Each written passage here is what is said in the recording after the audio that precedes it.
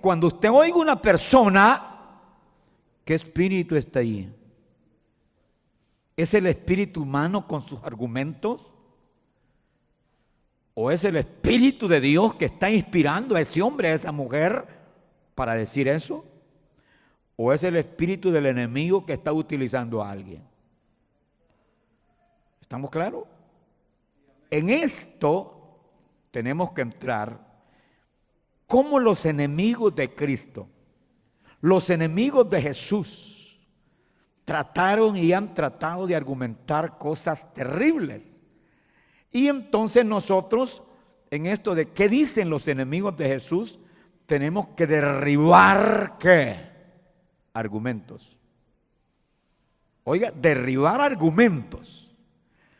Hay tres cosas que estos enemigos de Cristo dicen. Uno, que Jesús se fue a la India a practicar yoga. Oiga, a practicar yoga. Dos, que Jesús fue rescatado de la cruz por los esenios. Habían grupos, estaban los fariseos, los saduceos, los esenios. Pues los esenios rescataron a Jesús de la cruz y lo resucitaron con hierbas, con hierbas milagrosas del Himalaya. Y Jesús fue a morir a Cachemira, la India. Qué gran mentira, ¿verdad?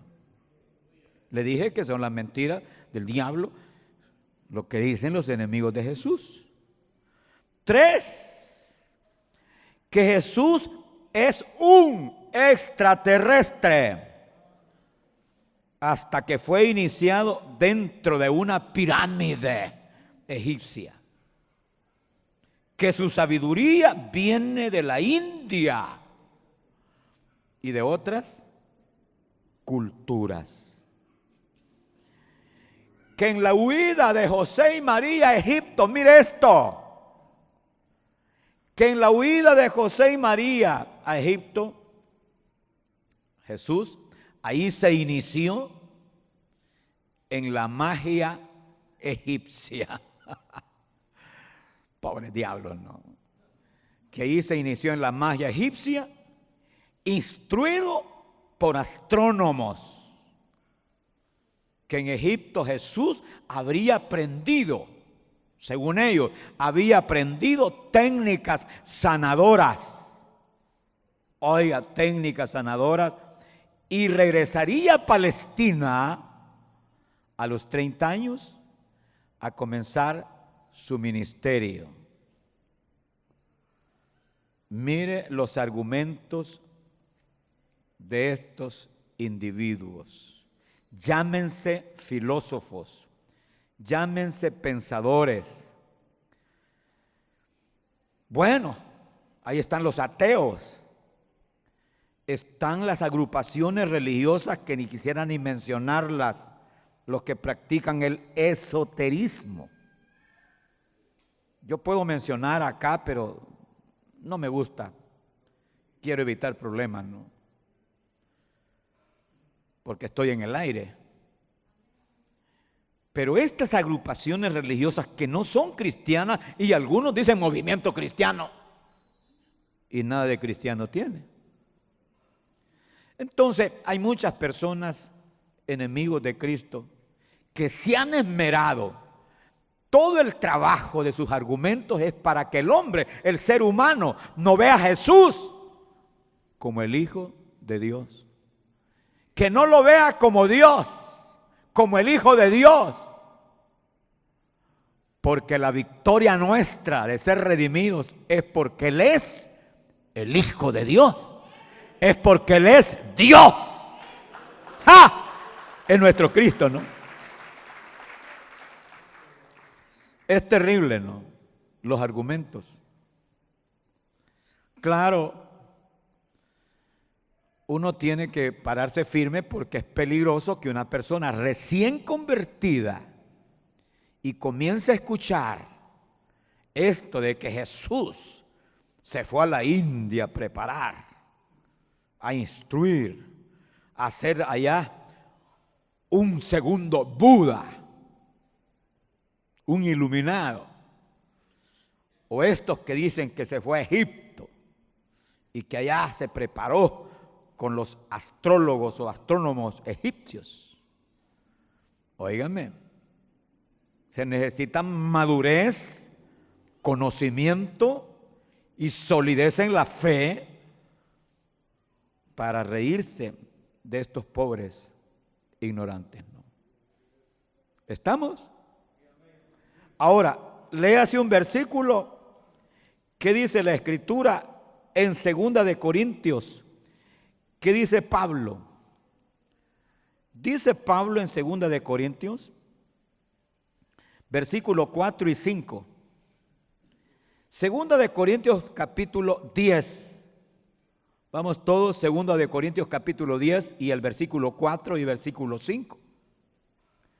Porque las armas de nuestra milicia no son carnales. Es decir, no es humano, simplemente humano. No son carnales, sino poderosas en Dios para destrucción. ¿De qué? De fortalezas. Y agrega el versículo 5. Derribando argumentos. Repitan conmigo todos que se oiga. Derribando argumentos. Y toda altivez que se levanta contra el conocimiento de Dios y llevando cautivo, mire qué lindo esto, ¿no? Y llevando cautivo todo pensamiento a la obediencia de Cristo. Así es, ¿no?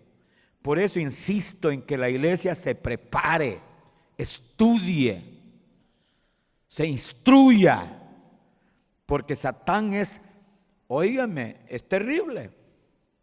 Satán mueve todas sus piezas y mueve a mucha gente intelectual, pero hay que derribar todo argumento. Ya le expliqué, el fin satánico es que el hombre no conozca a Jesús como Señor, como Salvador, como Redentor, como Libertador. Así hay que derribar todos los argumentos. ¿Cuáles eran los argumentos que le dije que tienen estas gentes? Uno, le dije, ¿cuál era el primer argumento? ¿Cómo es que Jesús se fue allá a la India? ¿A qué? A practicar yoga. ¿Y el segundo argumento cuál es? Que Jesús fue rescatado de la cruz por los esenios y lo resucitaron con hierbas milagrosas del Himalaya y que luego pues fue a morir, pero allá a la India, Cachemira. ¿Y el tercer argumento cuál es? Que Jesús es un extraterrestre hasta que fue iniciado dentro de una pirámide egipcia. Y que la sabiduría de Jesús, oiga eso, qué terrible, ¿no? Viene de la India, dicen ellos, y de otras culturas. Están hablando de los mismos egipcios. Y que en la huida de José y María, es que son tremendos, usan la Biblia. Oiga, usan la Biblia. Porque eso está en la Biblia, que José y María huyeron a Egipto. No. Pues que en esa huida de José y María a Egipto, cuando iban con Cristo, porque Herodes quería matarlo, óigame, según ellos, allá se quedó Jesús. Ya no siguieron leyendo la Biblia, ¿verdad? Allá se quedó Jesús. ¿Y para qué se quedó allá, no? Óigame, para iniciarse en la magia egipcia. Mire, instruido por astrónomos y que ahí había aprendido técnicas sanadoras. ¿Para qué? Para que cuando regresó a Palestina comenzar su ministerio sanando a la gente. Son bárbaros, ¿verdad? Bueno, ahora esta es la primera parte. Si usted escucha algo de eso, ya sabe que son las estratagemas satánicas, estrategias del diablo, utilizando personas, utilizando disque eruditos, en fin. Pero ahora vamos, número 2. ¿Qué dice la Escritura? ¿Qué dice la Biblia sobre la juventud de Jesús? Tome nota de los versículos que nos ayudan, porque esto es bíblico ya. Vamos. 1. Que se crió en Nazaret. Que Jesús se crió en Nazaret al regreso de Egipto, cuando vino de Egipto, porque es cierto, fue a Egipto cuando era niño, lo llevaron sus padres porque Herodes quería matarlo, pero no se quedaron allá. Eso lo estudiamos ya la vez anterior, cuando el ángel Gabriel le dice, mira, ya murió Herodes, puede regresar. Y regresó José y María con Jesús, pero ¿para dónde se vinieron? Para Nazaret de Galilea. ¿Por qué? Porque María era de Nazaret. Era nazarena. Me acuerdo cuando con mi mamá cantábamos, alabemos a la Virgen Nazarena. No, mire, óigame, eso no se olvida, ¿no? Ella era nazarena. Y claro, Jesús ahí se crió. Ahora, anote los versículos.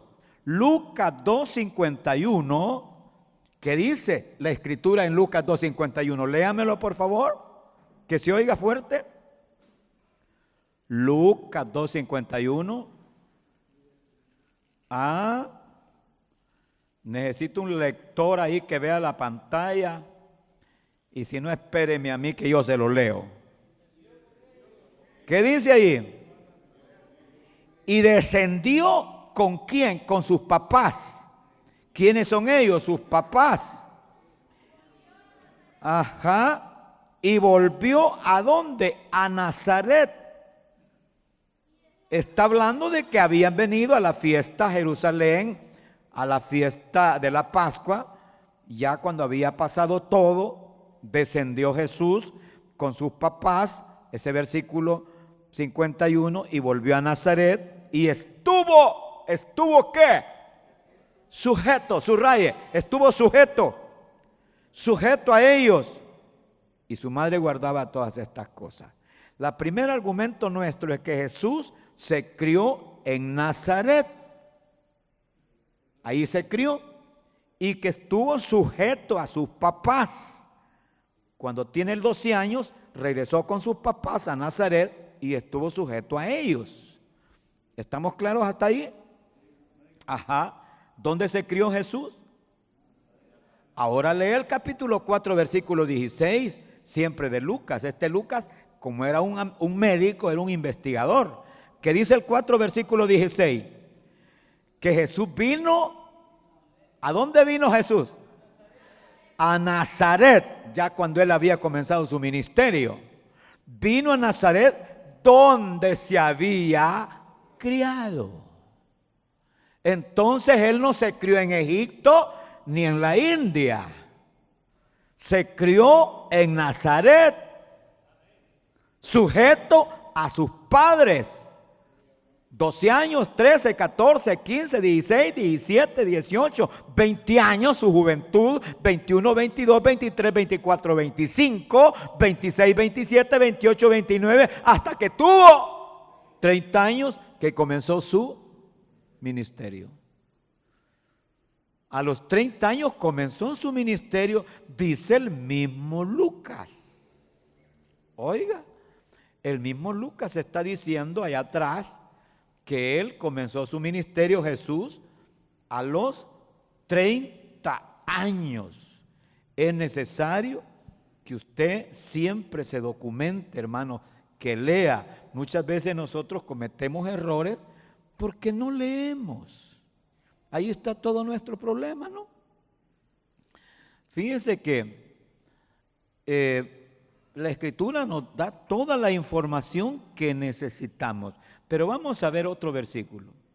Que se crió en Nazaret al regreso de Egipto y estuvo sujeto a sus padres. Ahora, número 2. Que a los 12 años se identificó con el Padre. ¿A qué edad se identificó con su Padre en el cielo? A los 12 años. Capítulo 2, versículo 41 al 42. Siempre del evangelista Lucas. 2:41. Léalo. Y el niño crecía y se fortalecía, ¿y qué más? y se llenaba de sabiduría y la gracia de Dios era sobre él. E iba con sus padres todos los años a Jerusalén en la fiesta de la Pascua. Y cuando tuvo 12 años, subieron a Jerusalén conforme a la costumbre de la fiesta. Luego dice que al regresar ellos, acabada la fiesta, se quedó el niño Jesús en Jerusalén. Bueno, esta historia ya la analizamos la vez anterior. Vaya sacando ahí siempre las conclusiones. Uno, se crió en Nazaret. Cuando tenía 12 años, se fue a Jerusalén con sus padres para identificarse con el Padre eterno. Pero luego ya leímos que regresó otra vez, ¿a dónde? A Nazaret. Y estuvo ahí sujeto a sus padres. ¿Se da cuenta? Es bien linda la escritura, ¿no?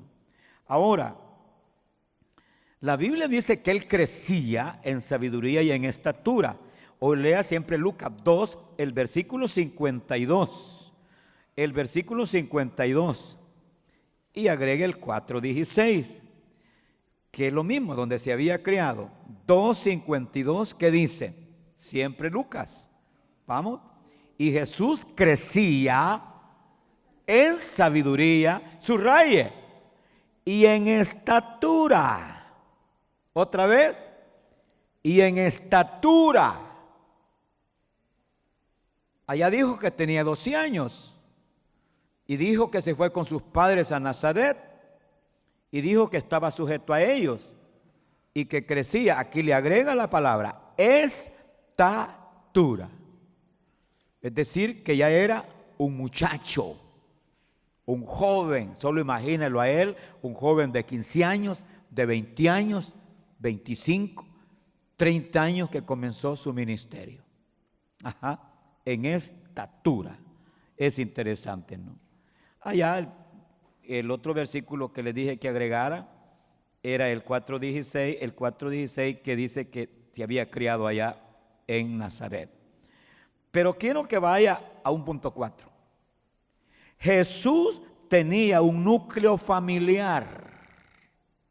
Tenía su núcleo familiar, tenía su mamá y su papá no era biológico, pero era su papá legal, porque toda la gente y el vecindario, nadie decía, bueno, ahí anda Jesús, el Hijo del Espíritu Santo. No, decían el hijo de José. Pero tenía él su núcleo familiar, tenía sus hermanos. Claro, esta es una controversia que ya la voy a explicar. Léase.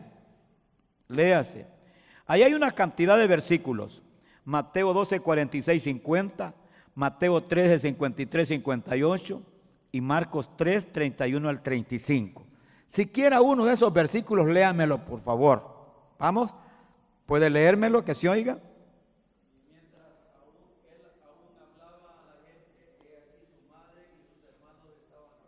Mientras Cristo estaba hablando, he aquí su madre y sus hermanos estaban afuera.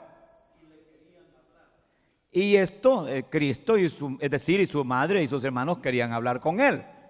Claro, Jesús contestó y les dijo, mi padre y mis hermanos son los que están aquí conmigo, los discípulos, los que hacen la voluntad de mi Padre. Me gustaría que agregara el Marcos 3, 31 al 35, si puede, por favor. 3, 31 al 35, que nos dice ahí, estamos en Marcos ya, ¿vamos? ¿Puede o no puede? Leámoslo.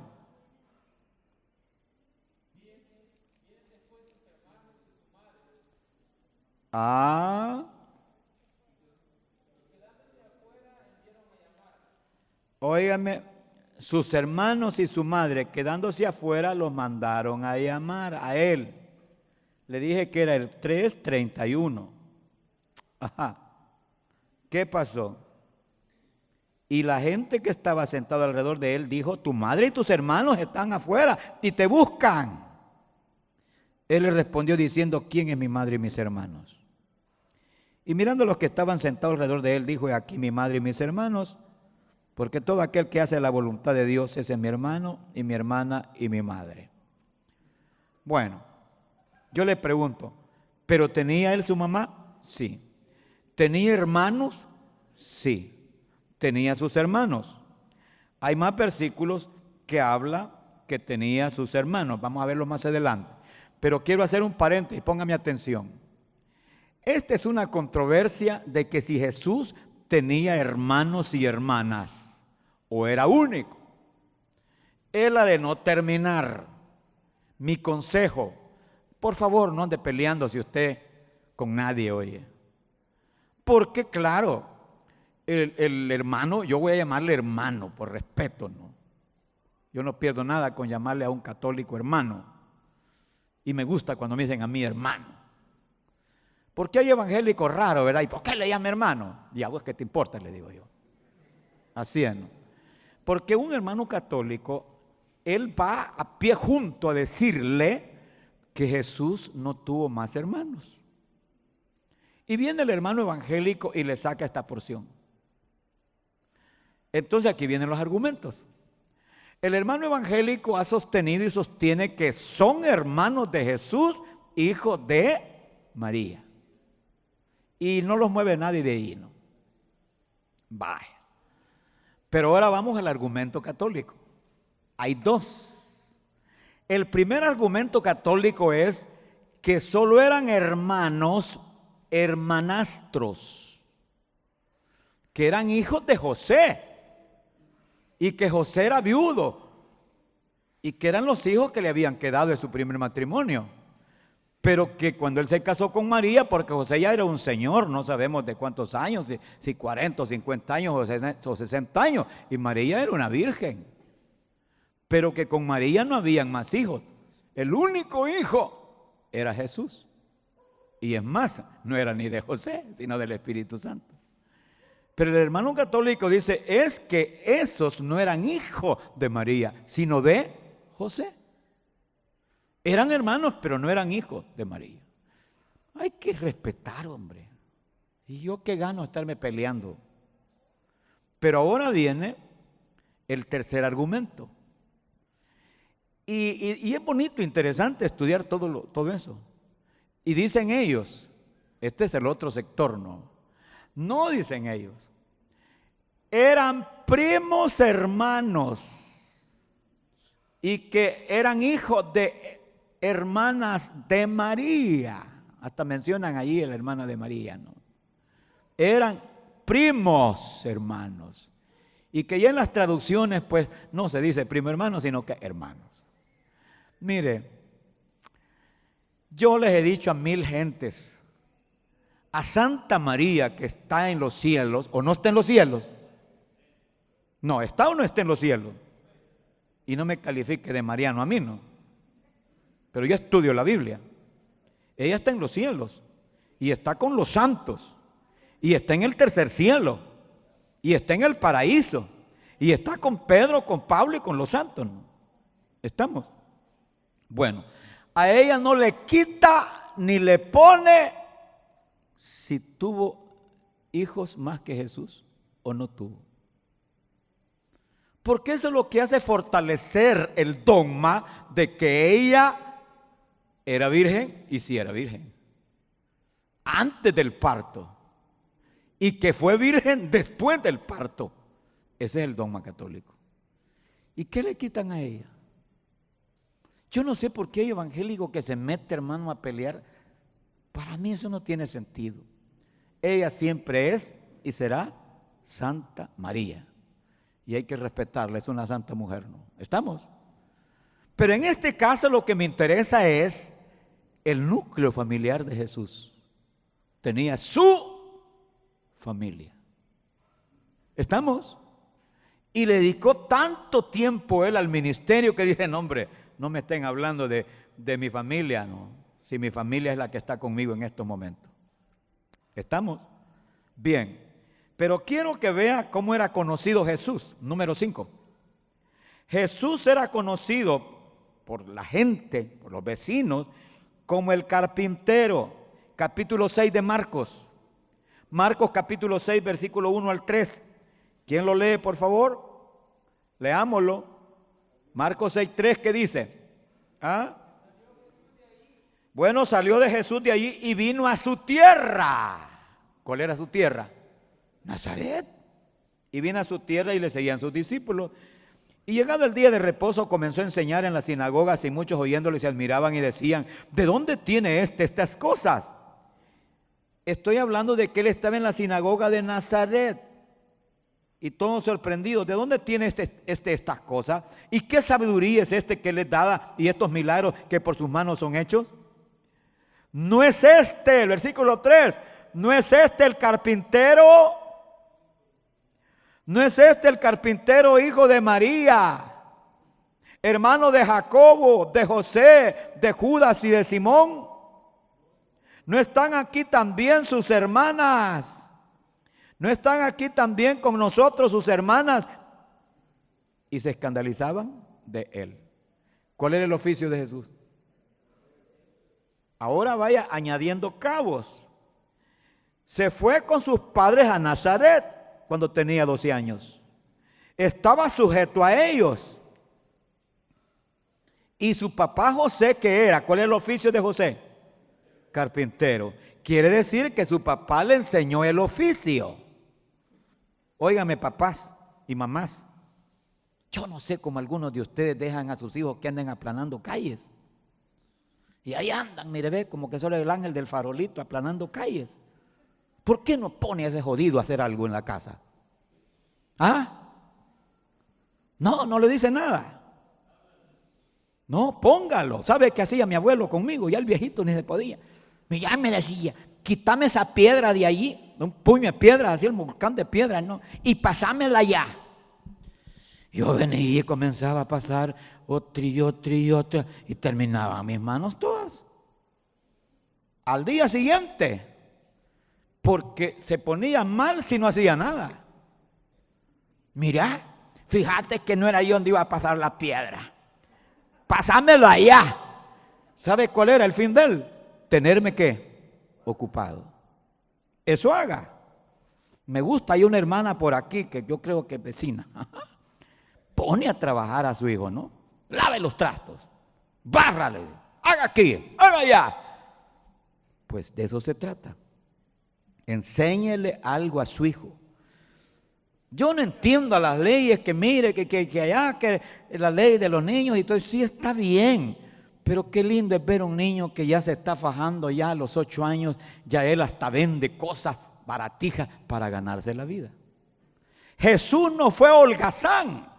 Jesús trabajaba de 12 años para arriba. ¿Qué era lo que hacía? Carpintero. Amén. No dice amén. Pues goces, hermano. Número 6.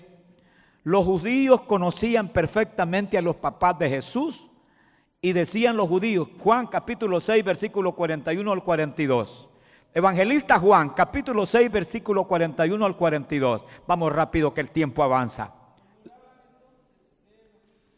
Y murmuraban los judíos, dices, hoy estamos en Juan, le dije, ¿verdad? Capítulo, ¿qué le dije? Por los que están anotando. Capítulo 6, versículo 41. Léalo, por favor. ¿Vamos? Léalo que se oiga. Murmuraban entonces de él los judíos, porque había dicho: yo soy el pan que descendió del cielo. ¿Y qué era lo que decían los judíos? Versículo 42. ¿No es este Jesús, el hijo de José, cuyo padre y madre nosotros conocemos? ¿Cómo pues dice, del cielo he descendido? Lo conocían a Jesús. Solo se conoce a un muchacho que se ha crecido en el vecindario. Conocían su papá y su mamá y conocían su oficio. ¡Qué lindo! Bueno, los judíos, hermanos, conocían los padres de Jesús. Los hermanos de Jesús, número 7, los hermanos de Jesús no creían en él. Esto está grave. Les hablaba del núcleo familiar, ¿no? Los hermanos de Jesús no creían en él. Juan 7, versículo 3 al 5. Vamos, evangelista Juan capítulo 7, versículo 3 al 5. Y le dijeron sus hermanos, Y le dijeron sus hermanos: sal de aquí y vete a Judea, para que también tus discípulos vean las obras que haces. Porque ninguno que procura darse a conocer, le dicen, hace algo en secreto. Si estas cosas haces, manifiéstate al mundo. Porque ni aun sus hermanos creían en él. Qué duro, ¿verdad? Por eso él dijo que nadie es profeta en su casa. Ni aun sus hermanos creían en él. Bueno, qué triste esto, ¿no? Pero quiero que vea algo más, que este es el cierre. Ahora vea el 7:15. Los judíos se maravillaban de la doctrina de Jesús y decían: ¿y cómo sabe esto si no ha estudiado? Vamos, Juan 7:15 al 16. Léalo, por favor. Versículo. Y se maravillaban los judíos, sorprendidos. Y se maravillaban los judíos. ¿Y qué decían? ¿Cómo sabe este letras sin haber estudiado? Subrayelo. ¿Qué decía? ¿Cómo sabe este letra sin haber estudiado? ¿Se da cuenta? ¿Por qué lo decía? Y todo lo que sabes, y claro, si él lo sabe porque estuvo en la India, él lo sabe porque estuvo ahí en Egipto. ¿Qué le podríamos decir a esta gente enemigos de Cristo? Ignorantes. Los mismos judíos que conocían a Cristo, que quién era Jesús, que quién eran sus padres. ¿Cómo sabe esta letra sin haber estudiado? Es decir, Jesús no estuvo a los pies de Gamaliel como estuvo Pablo. Jesús no estuvo preparándose con nadie. Y esta es la tercera parte que quiero para cerrar. ¿Qué dicen las doctrinas bíblicas? Entre paréntesis, la sana doctrina. Quiero que reflexione, pero reflexione usted. ¿Y yo para qué quiero a un Cristo Redentor y Salvador que se fue a preparar a la India? ¿Y para qué me sirve un Cristo Redentor que se fue a preparar con los egipcios? Es absurdo. Si así fuera, ese Cristo no es Dios. Si así fuera, ese Cristo no es el Hijo de Dios. Si así fuera, ese Cristo no me sirve. Su muerte fue por gusto. Escuchen ustedes. Escuchen aquellos que les gustan estas doctrinas. Óigame, a mí me duele el corazón y quisiera llorar con lágrimas. Aquí estuve estudiando un fulano, que no voy a decir su nombre por ética. Era estudiante de nuestro bíblico. Al principio no era tan mal estudiante. Pero como nos dimos cuenta que además de su esposa tenía otra sucursal, entonces le dijimos: aquí no es su lugar. Usted no puede estar aquí estudiando. No vamos a graduar a un adúltero. Y se fue. Y oiga qué desgracia. Ahora sigue doctrinas esotéricas, ocultismo, doctrinas diabólicas. Él está encantado, metido en todo esto. Ahora él no cree en el Cristo Redentor. Qué lástima. Porque el diablo se lo ganó. Ahora, el argumento bíblico, la doctrina pura, es hermosa y bella. ¿Cómo voy a creer en esas tonterías sabiendo que mi Jesús me deja su verdad en esta palabra? Y ese versículo tan lindo: Padre, Padre, glorifícame al lado tuyo con aquella gloria que tuve contigo antes que el mundo fuese. Ese es mi Jesús. ¿Cómo voy a tener a un redentor que se fue a educar a los pies de los egipcios o a los pies de los hindúes? No, reaccione. Nuestro Dios, nuestro Cristo, nuestro Redentor es el Hijo de Dios. Y porque es el Hijo de Dios, ¿Y por qué es la sustancia y la esencia de Dios? Perdona pecados. Y por eso, cuando Él murió en la cruz, derrotó al diablo y nos hizo vencedores. Oiga, redimidos, vencedores, liberados sobre el mismo diablo, sobre el pecado, sobre las enfermedades, sobre la muerte y sobre el mismo infierno. No se goza. Solo agregué un versículo para que se goce. Es Juan, capítulo 17, evangelista Juan. Esta es una promesa maravillosa, ¿no? Capítulo 17, versículo 24. Porque en el 5, pues, la petición que él hace al Padre, que al retornar al cielo, al regresar al cielo, él pudiera estar con su Padre sentado a la derecha. Pero mire, la petición es amplia, dice el 17:24 de Juan. Padre, aquellos que me has dado, diga, ahí estoy yo, diga usted, dígalo, aquellos que me has dado, ahí estamos, ¿verdad que ahí estamos? Aquellos que me has dado, quiero que donde yo estoy, también ellos estén conmigo para que vean mi gloria. Oh, para que vean mi gloria que me has dado, porque me has amado desde antes de la fundación del mundo. Oh, gloria a tu nombre, gloria.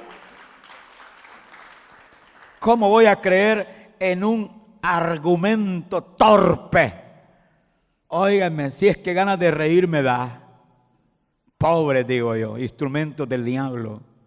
Sabiendo que nuestro Cristo, antes que el mundo fue, estaba con el Padre, a la derecha del Padre. Y que con el Padre crearon los cielos y la tierra. Y que Cristo con el Padre creó todas las criaturas celestiales, los millones y millones y millones de ángeles. Y que con el Padre creó al hombre mismo y a la mujer. Él, mi Jesús, Él es la vida misma y el sustento de la vida. Y por amor nos demostró su amor eterno y vino a hacerse un hombre. Vino a hacerse un ser humano como nosotros. Se hizo hombre y se humilló hasta lo sumo y se entregó a la muerte y muerte de cruz para que ya nosotros no fuéramos esclavos de Satanás, para que fuéramos liberados del poder de las tinieblas. Nuestros ojos se abrieron, fuimos rescatados de las tinieblas a la luz, del poder del diablo al poder de Dios. Oh, denle gloria a Jesús. ¿Es grande o no es grande? ¿Cómo vamos nosotros, hermanos? Óigame, ¿de qué me serviría un Cristo que lo educaron los hombres, que le dieron sabiduría de hombres? No, es absurdo. Deberíamos estar nosotros contentos y agradecidos y no callar. Hoy comprende la grandeza y el por qué conocer quién es el Hijo de Dios. ¿Se da cuenta?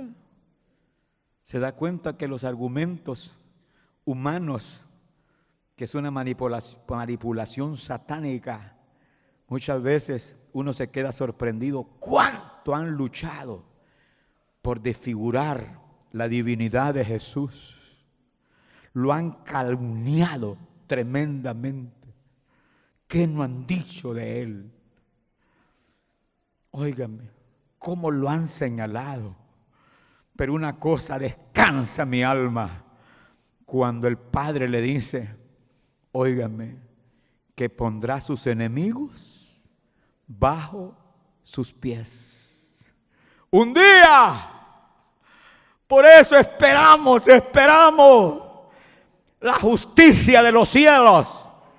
Cuando la ira de Dios se manifieste sobre este planeta, porque se manifestará. Porque Dios pedirá cuentas. Óigame. Pero los hijos de Dios debemos estar tan tranquilos esperándolo y decirle cada día: te amo, te espero, te amo, te amo. Porque el mundo allá afuera no solo señala, lo critica, lo acusa y lo calumnia. Ese es el mundo. Y sería cruel y triste que los hijos de Dios seamos indiferentes y fríos. No. Hay que amarlo. Levante sus manos y dígale: Jesús, te amo. Jesús, te amamos. Te amamos, te amamos. Gracias. Gracias. Oh. Gracias, mi Jesús.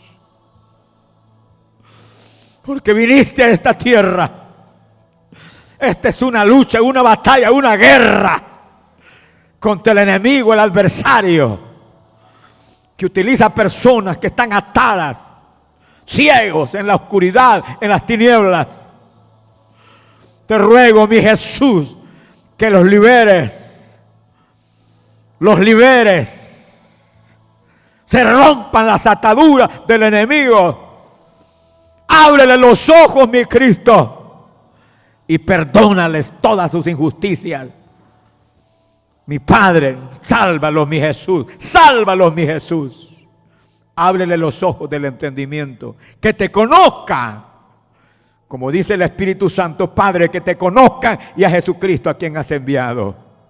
Dígale: gracias porque me redimiste, dígale. Gracias porque tú eres mi Dios. Gracias porque me redimiste, porque has perdonado mis pecados. Dígale: gracias porque me tienes inscrito en el libro de la vida. Gracias porque sé que me sentaré contigo en tu trono, así como tú, Jesús, te sentaste en el trono con el Padre. ¡Oh! Abraza a Cristo. ¡Oh! Adora a Cristo. Regresa. Vuélvete a Jesús. Vuélvete.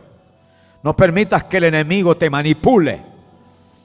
No permitas. Al final de todo, el enemigo va al lago de fuego y se va a llevar a todos sus seguidores.